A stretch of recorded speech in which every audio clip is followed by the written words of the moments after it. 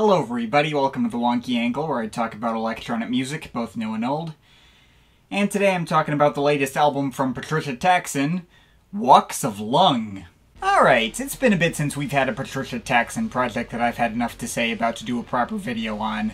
Link to the playlist of all the videos I've done on her in the past is in the description, but last time I covered her was right at the beginning of the year when I talked about her Sapphire Apts project, which came out this past New Year's Eve. As always, she's been putting out plenty of solid material throughout this year, though none of the other projects she's put out in 2021 so far gave me enough to say to do a full dedicated video on. Crocus was a really solid ambient release and easily her best produced project in that particular style to date, with one heck of a stunning opener, though most of the rest of that album kinda ran together for me and went through a lot of similar ideas over and over. I still prefer older ambient projects of hers like Telecommunications for having a bit more diversity. Daylight Spectrum, her take on lo-fi hip-hop, may have been her lowest key release in quite a while, and had the feel of like a filler side project to some extent. But since I liked its Days of Future Past-esque structure where each track was meant to correspond to a different time of day, I gave it more of a chance, and it's grown on me a lot. It's probably gotten the most replay value out of any project she's put out this year so far. Enough so where I even felt inclined to briefly highlight it in that last volume of some stuff I missed. It just really puts me in a good mood. After that, she had New Piranesi, an ambient noise album that was a markedly easier listen than I expected it to be. Could manage a fairly laid-back feel to everything despite how harsh the sound design could get. Quite enjoyed it, though I don't know if I was so enamored with it where I feel I'm inclined to want to come back to it. And then there was Yes And, her latest attempt at a straight IDM album, which I had planned to properly cover since she correctly guessed it would be right up my alley. But once again, I just didn't quite have enough to say about it. On first listen, I thought it was great, and I'd still probably say it's her single strongest attempt at a straight IDM project to date, like a proper refinement and further fulfillment of potential on the experiments she embarked upon with her Jivascula and Serpentagon projects. A lot less derivative than Jivascula, doing a much better job at incorporating that Outtaker style density and odd sound design into her typically colorful and cheery stylings, but also putting way more heart into it than she did for Serpentagon. The kind of project she was hoping to make is like a proof of concept for what may become the norm for her sound going forward, and I had a lot of fun with it. That said, it did also kind of get diminishing returns with repeat listens. While there were a few cuts that consistently remained highlights, such as the piano manipulations on Truly Granted, and the surprise emotional gut punch of a Sophie tribute in Certainly Yet, the rest of the project also tended to run together for me and didn't have much else that stuck with me as particularly memorable in its own right. Also wasn't huge on that one cut where Patricia did some, like, wordless vocalizing, even if that was pretty catchy. Still a really good project, but I was left thinking she could have gone even further with these ideas than she did. Now, as for this album, Walks of Lung, while I admittedly was not going into it expecting it to become my new favorite project of hers from this year, she had been advertising it as her latest stab at an EDM album, and a bit of a mess. And that in itself kind of had me intrigued. A project that's more all over the place is a lot more likely to give me more to say than something that's more cohesively constructed but kinda runs together. And after hearing it, it pretty much confirmed everything I had expected out of it going into it. It did in fact live up to her billing it as a bit of a mess. There's not really anything tying these 10 tracks together aside from a few tracks sort of segueing into each other, and it may even be her single most scattershot project to date. Which isn't actually saying much. The vast majority of her albums are pretty well focused and structured. This may be her first one that didn't feel like it was even attempting any particular through line at all. Even Sapphire Apts, as all over the place as it was, did have more of a structure in how it started with some weirder and more experimental compositions, but progressively leaned more and more into mainstream pop as it went on, and finishing with a really straightforward Hell City cover. There was still a clear through line and progression to that one, where this latest one just feels like a collection of random tracks whose only real relation to each other is that Patricia Taxxon made them. But whatever, as scattered as this project was, I still had fun with it. Not every album needs to be cohesively structured to be fun to listen to, and this felt well polished and high effort enough to not feel like a glorified B-sides comp. So going through individual tracks here, there are 4 with vocals and 6 instrumentals. And the vocal cuts tended not to be as big highlights for me, and often kind of left me conflicted. especially the two cuts here with proper vocal guests. Mystic Folk features 3 different non-binary vocalists or rappers who all sound like they could be the same person over some particularly abrasive production that sounds like it would have fit right at home on her Fresh Tapes 2 album. Patricia's production is legit on par with like a major label studio at this point, and she can get a track like this to sound like absolutely massive and crushing, which makes it feel particularly weird when all the vocals come off so goofy and edgelord-ish in a really unthreatening way. Like, backwash these people ain't. Between the lyrics and their deliveries, they all just sound like edgy teenagers or even parodies of such, especially on that chorus from Dynastic where she puts on this really 90s surfer Wayne's World-ish affect to her voice.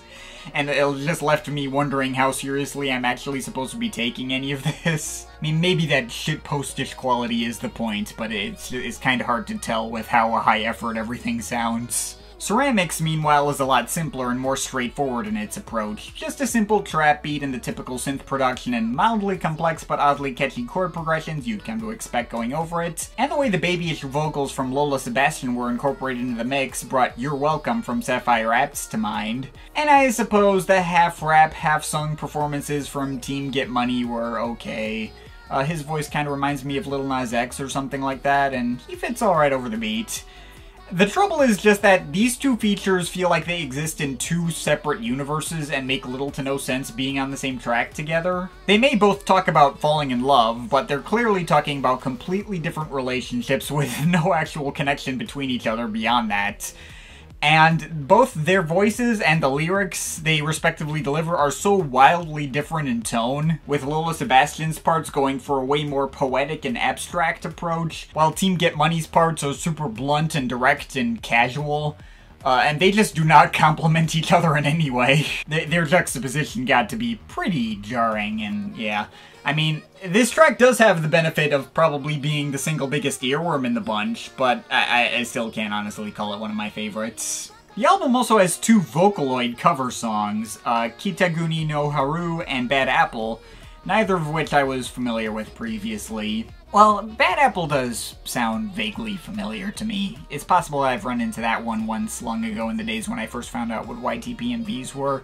Well, I could be mistaking it for something else. I know I ran into like quite a few YTPMVs of tracks like related to the Toho franchise, matched up with Team Fortress 2 or other stuff like that back in the day. It kind of reminded me of that. This cover of Bad Apple was excellent though. Really well-balanced production, super addicting melody, and she added a few extra reharmonizations and key changes for the heck of it that are worked in really nicely. She got it to sound like it could have been her own original composition. One of my favorite cuts in the bunch for sure, and the one vocal cut from here that I legit got excited to come back to. The cover of Kitaguni no Haru was fine, a bit overly cheery for my tastes, and would need me to be in a specific mood to get into.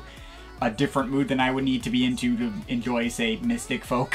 But, you know, it sounded just as good as anything else here. These vocal cuts were all decently enjoyable for what they were, and pretty much all stick in my head really easily. Though perhaps unsurprisingly, I tended to be more of a fan of the instrumental cuts here. These were the ones that probably most benefited from this random scattershot presentation as well, letting them contrast with these other cuts that don't sound like helps them stand out in my mind more. Possibly with the exception of Polly Pony, I don't think that track benefits from being surrounded by this album's 2 biggest earworms and not having much of a hook in its own right. But even that one had its own charm for me, and its slow build-ups and super jerky and abstract rhythm patterns mixing quite well with the more delicate melodic textures. But yeah, all the other instrumental cuts here I was really into. Album opener, The Work is like having my face stepped on. The most blaring and attention-grabbing album opener she's had in a long time. It kind of reminds me of her old track Wavetable. Kind of weird to think about, like, that time when she was first trying out this kind of EDM production and was having a hard time working it into her previously established bedroom pop sound. But now it's just a regular part of her style and she can nail it seemingly effortlessly now. Same deal with the title track on this album. All these blaring melodic leads feel so monolithic and imposing, like a gigantic wall of sound, and way better sounding than any Steve Aoki equivalent. And yet it's not difficult to figure out who could have put this thing together either. Her production seriously seems to get better and better with each passing month, I swear. And I know I've said this a lot since 2019 especially, but it's still kind of insane to see how far she's come. Her work here is even more impressive and professional sounding than even her work on Triadsha Ballet. Now, the other instrumental cuts here tend towards more abstract and less giant or imposing sound mixes. Squarefall is a fun little bouncy house cut with plinky melodies, odd chords, a drop section with all these filtered yelling samples, and even a horn blare or two. That was fun. And right at the end of the album, there's two even more abstract sounding cuts. Fascinating Detail was probably my favorite of all the instrumental cuts here. It's just this really strange mix of wobbling bass, various clattering percussion textures, and clanging bells for lead melodies, but going up against all these really nice and comforting electric piano textures in the background, and quite a bit of modulated field recordings. Really interesting mix of sounds explored there that doesn't sound quite like any other track I've ever heard her make before. And maybe it's just the contrast with the more straightforward material here that especially highlighted something like this. But it kind of had me wishing her more abstract-leaning projects like Yes and all those had explored a bit more out-of-the-box sound design like this. The closer, Translucency, was maybe a bit of an anticlimactic finish. Its super skeletal and simplistic mix of clicking percussion textures and an occasional synth chord, it really stuck out like a sore thumb in the track listing and kind of left me wishing she'd built on it a bit more. But even that one does have its own charm in its open sparseness and does leave me generally satisfied through its second half. And yeah, that's everything on Walks of Lung. That's a lot to cover, and while my opinions on the various individual tracks here were decided upon fairly quickly and haven't fundamentally changed much with repeat listens, figuring out how I feel about the project as a complete whole was harder for me to pin down. And that's not just because it happens to be really scattershot and all over the place with not much stylistic cohesion or through line. I mean, she'd already hinted this would be the case in the album's lead up. I went into this thing expecting it to be as such, and I didn't even find that particular aspect of the project to be all that bothersome. I mean, it is true that the lack of cohesion here does serve to make a project which may possibly be her single most impressively produced and mastered to date end up feeling a lot less ambitious or important than it would have been otherwise. But I think I've also made it clear over the years that I tend to prefer albums with a lot of stylistic variety over projects that run together. And while these tracks don't exactly fit together, they are sequenced in a way to not actively cut into each other or make me feel compelled to skip around. In its worst moments, Walks of Lung is a bit of a head-scratcher with tracks that don't really tonally mesh well together, but still get lodged in your head regardless. But its best moments are legitimately exciting and some of my favorite cuts from her in a while. So, I guess that means my opinion on this one falls very close to my thoughts on Sapphire Apps, which I also felt was a bit of a mess. And I'm not sure which one I prefer. Like, Sapphire Apps had a lot more purpose to the way it was all constructed and it just happened to come a bit short of sticking the landing. While this one, for all I know, is just a bunch of polished up ideas that she had left over that didn't make the cut for other albums of hers. And ironically, I feel like I'd be less willing to skip around. Also, that album had much stronger vocal cuts, and this one has much stronger instrumentals. There might be an 8 out of 10 album if I took the best moments from both, but I don't really feel like breaking them apart. So, I guess take that all as you will. This was still as fun to listen as any Patricia Taxxon project, and as fun to break down as I hoped it would be. Not sure how much I'll be getting out of it longer term, but it's definitely worth giving a shot if you're interested. I will give it a 7.5 out of 10.